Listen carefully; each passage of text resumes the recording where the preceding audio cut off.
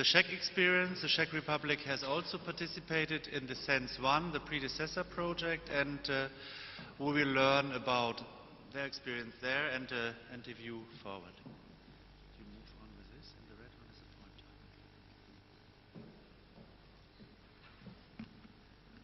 the pointer. Good afternoon, ladies and gentlemen. I'm very happy to see many familiar faces here, because I'm going to speak about our experience with the first part of the Sense project.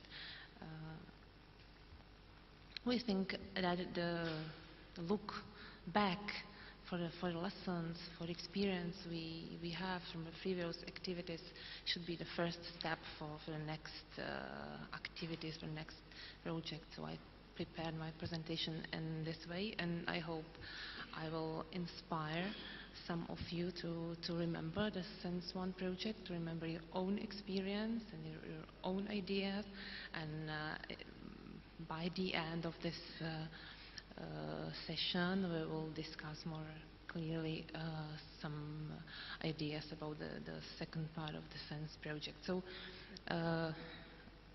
I said this well-known phrase here. I put 3 commas. You can put the keywords you want, but for us, you know, it was really big stuff, because if you remember, as I remember, because I work in this area for a long time already, so we moved from this huge book in 2005 into the complete web presentation of the SOER 2010. So from my point of view, it was really a huge step, and we participated on this. So how we handled it, this is the only thing we had to do, and as Søren mentioned in this presentation, the only thing we have to do is just to implement the RDF according to SenseFit specification. So what does it mean? Several prerequisites we need. We have to have national publishing system which has included relevant information, text and data, of course. And we, of course, we as an IT team have to cooperate, to start to discuss with the team preparing the content, with the indicator or SOER experts, the assessment experts, to share the information and to work together. It was really a task, I can say. And the third one, we have to have somebody to implement the RDF who is able to do it and has time. So I'm very happy. I personally am happy that I have found this man who did it and who will do it for the next time as well. Let's see. We have an information system for statistics and reporting. As a specific information system, when we have the database, when we collect the data, and then the content management system, which is able to create the indicators based on the data. So we hadn't the English version, but the English version was planned, so this was just to change priorities and work on the English version. It was not very big problem. Not all the data we had in the data warehouse that way, so we added it. It was also not very big problem. And our content management system has to contain all the text and follow the usable structure.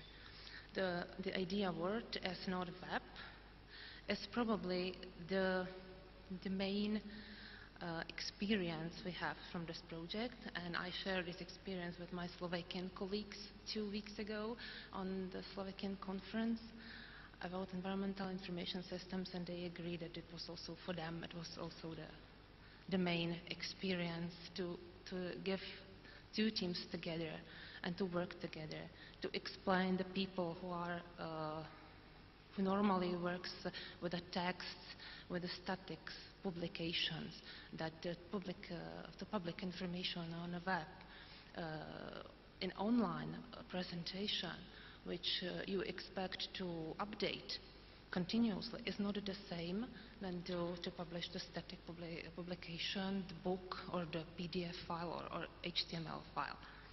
And as I said, you have to find the time and the resources. So, okay. We have some small steps in English, and check data are visible on the SOER website, as you can see. So I divided my lessons learned into three groups, I can say. The first group is lessons or experience from a teamwork. The first one is that I have mentioned before, this problem of cooperation and communication with the SOER team. They were not very happy when within the work in the SOER that they have to rebuild their work, because first time they started to work and we came with our ideas a bit later, so they have to rework their texts and so on. They were not very happy. So from this time, I would ask very much to more closely to get the teams of NRC SOERs and NRC for IT more closer, to get some workshops, common workshops to discuss the things, to explain the different views together. So this is one point I would really like to be. So this was not a very good experience.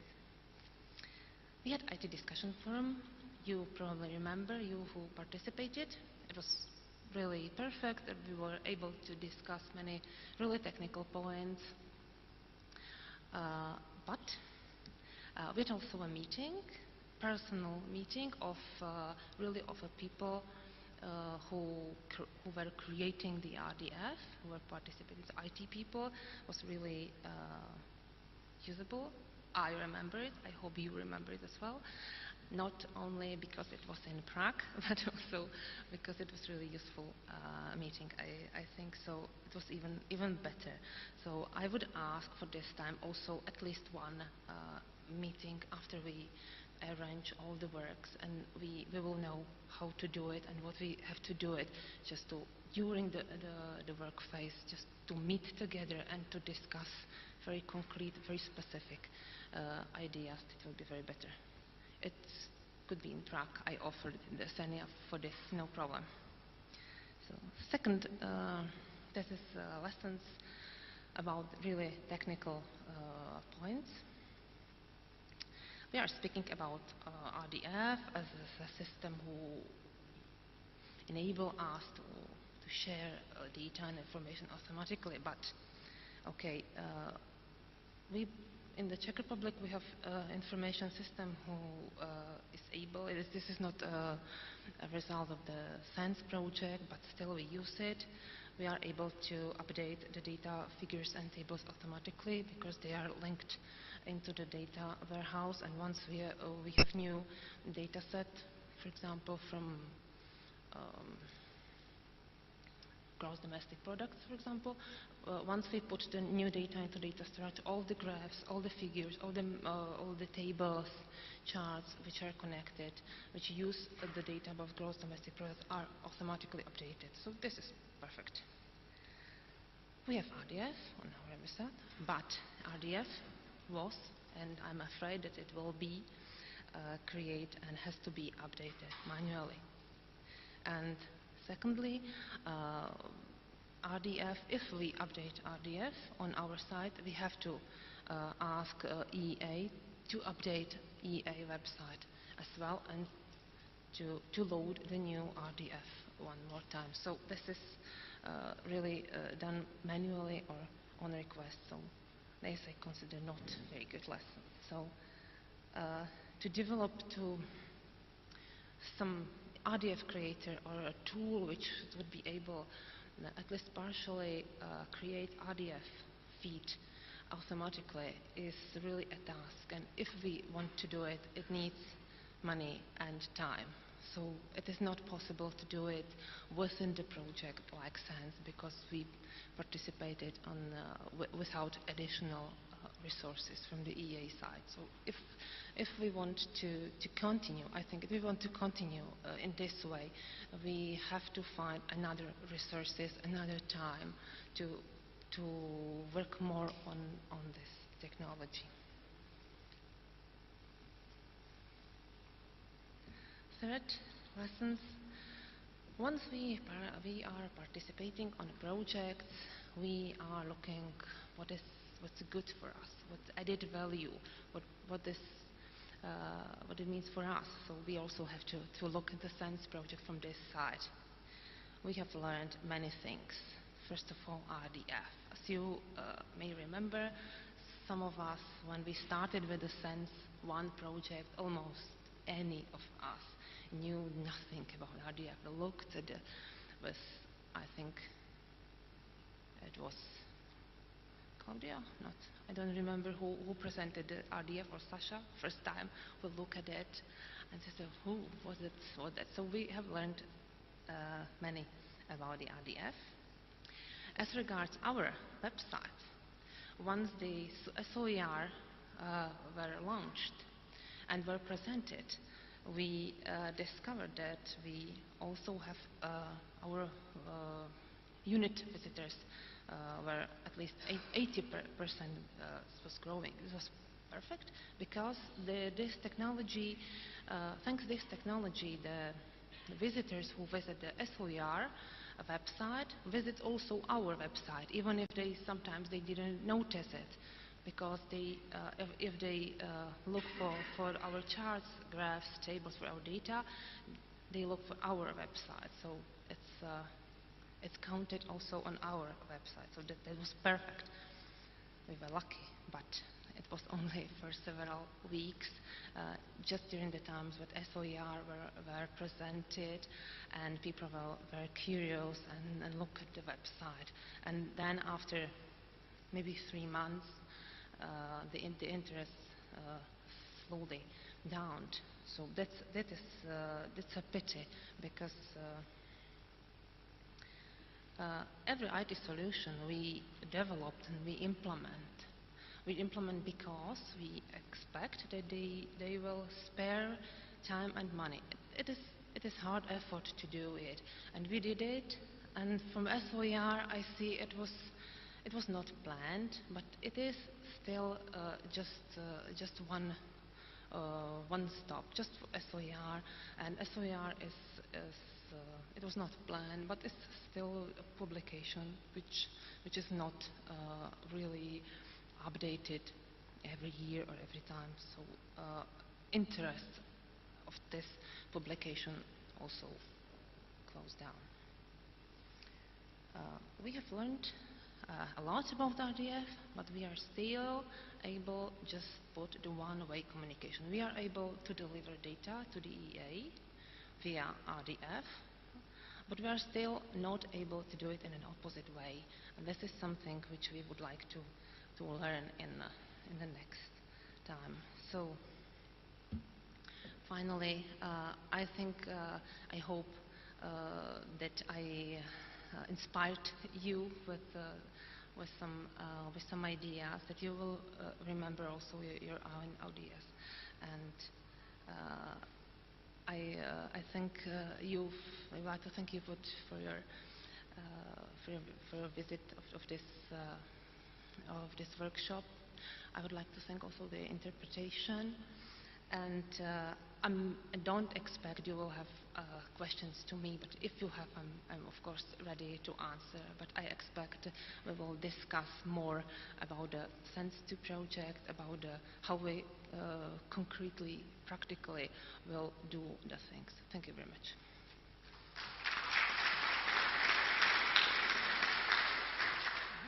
Thanks a lot, Jarmila.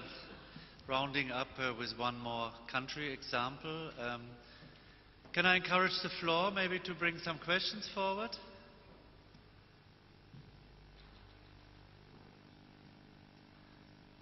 I could maybe ask one myself to Marcel.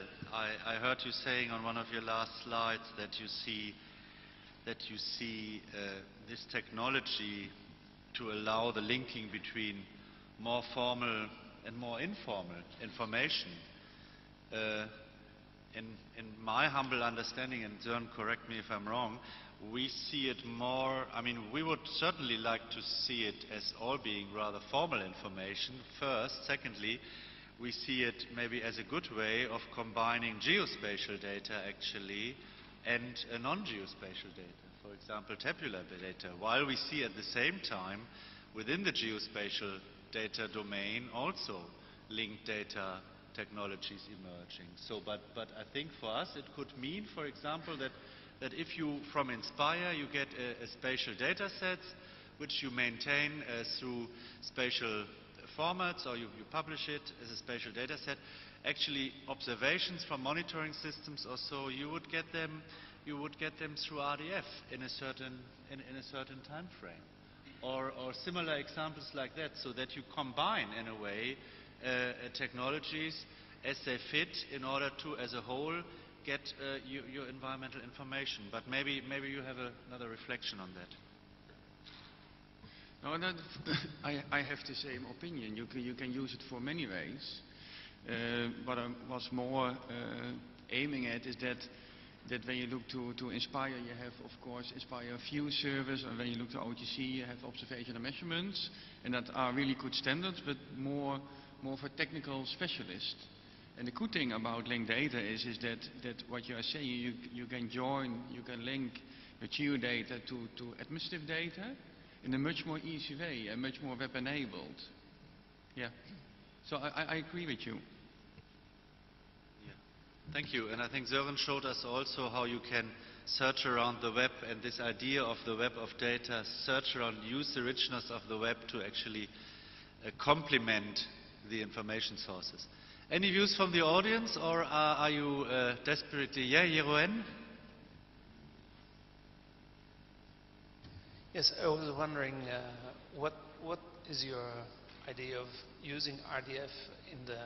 Well, I heard Marcel saying governments would probably need to make sure data is available for 50 years or something. How do you prevent broken data network where information is removed and then is coming back again? So how do you create a stable open data platform? I don't know. But it's more one of the aims of the pilot. We already have identified the issue, and what we will see how we can overcome dead links, for example. And how are you maintaining all the RDF links on the web?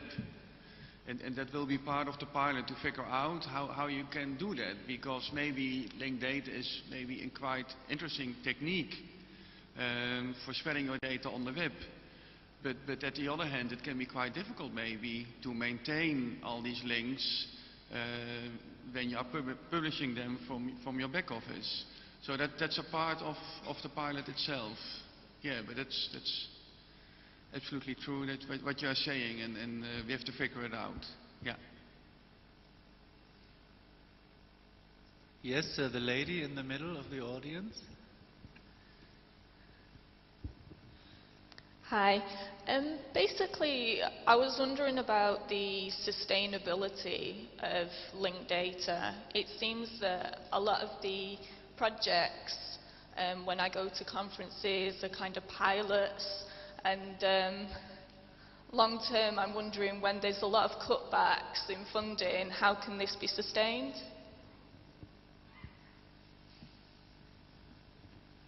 Well, I think you heard us speaking about a process where we use this technology. We use this technology because it seems for the moment to be the best technology, but to modernize the way we do our State of the Environment reports. And we're looking at our report 2015, and we're moving there stepwise, so we are extremely committed to not drop out in between.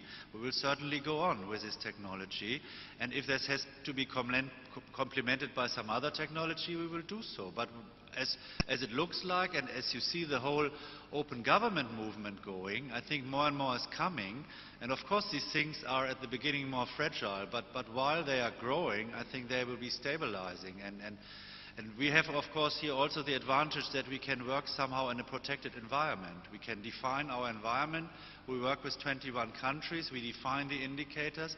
So we have a defined area. And in that defined area, I think we will avoid a couple of the pitfalls which there may be if you look at the entire cloud out there of open data.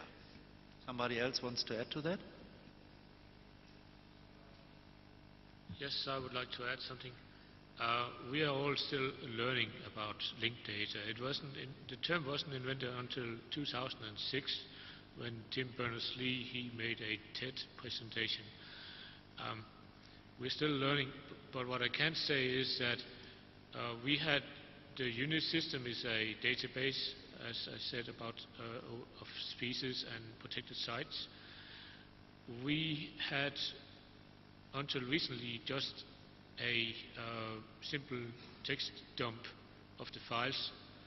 Now that we have an RDF output, it's generated exactly the same way, and we don't have to maintain it, the source code, any longer.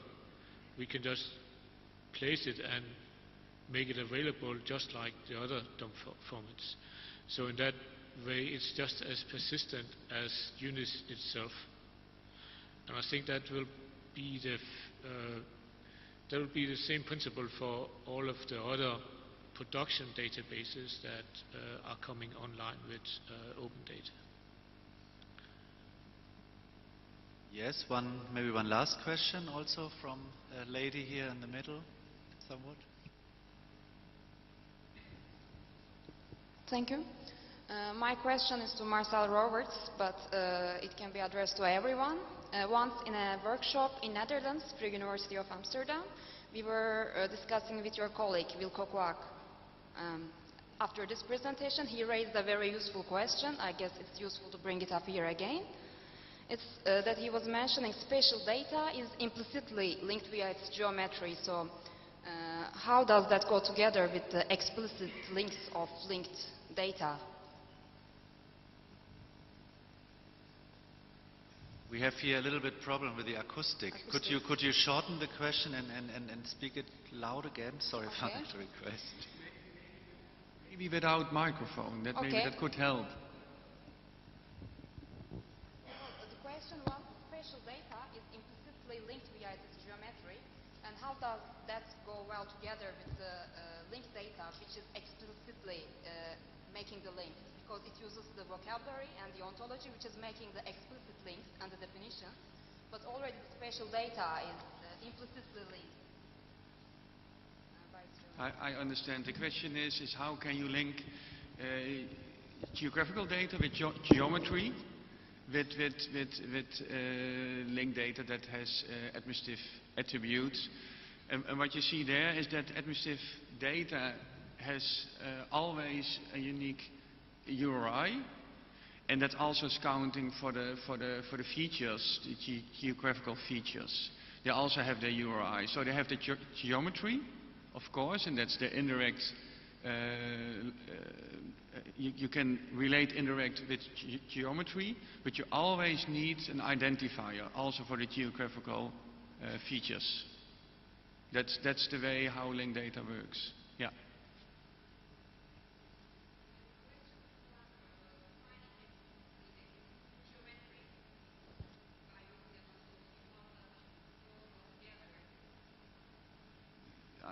As I understand you correct, is then more how can you, for example, query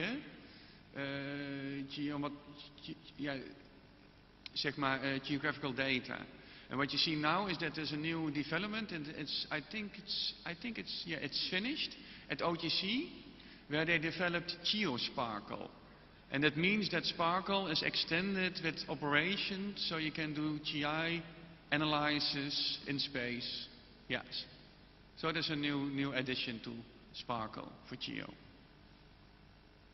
Okay, thank you. I thank you, the audience, for the interest and the questions, and the speakers at the podium for their presentations and also their reflections on the questions.